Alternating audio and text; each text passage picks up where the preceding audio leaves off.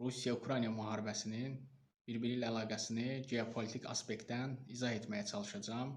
Çünki bu münaqişələr bir-biri ilə əlaqəlidir. Sizlərə hər nə qədər qəribə gəlsə də, bu münaqişələr bir-biri ilə bağlantılıdır dolayısi yollarla və bu münaqişələr hər iki fərqli coğrafiyalarda cərəyan etsə də, geopolitik baxımından bir-biri ilə əlaqəlidir.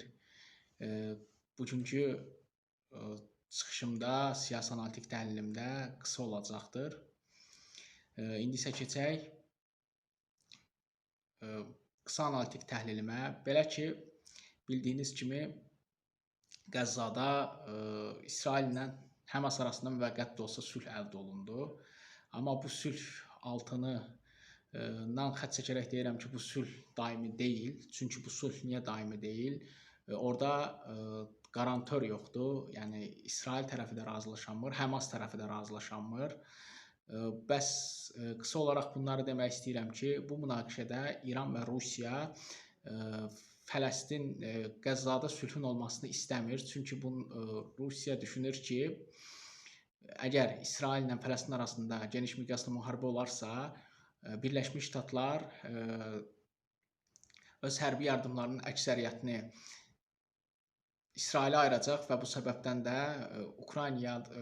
Rusiya-Ukrayna müharibəsində bu dönüşü edə bilər, yəni qələbə qazana bilər, bunu düşünür. İran da İsrailin başını Fələstində qatmaq istəyir, Qəzza məsələsi ilə qatmaq istəyir ki, İsrail İranla geniş miqyaslı müharibəyə hazırlaşa bilməsin.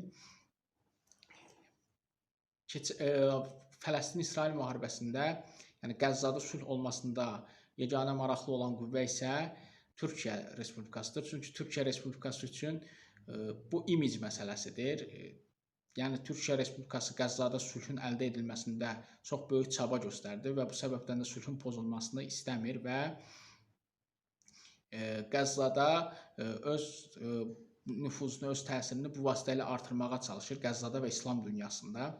Keçək, bəs bu münaqişənin Ukrayna-Rusiya müharibəsi ilə nə əlaqəsi var? Qeyd etmək istəyirəm ki, İsrail Rusiya-Ukrayna müharibəsinin başa çatmasını istəyir, bitməsini istəyir. O İsrailin marağındadır. Çünki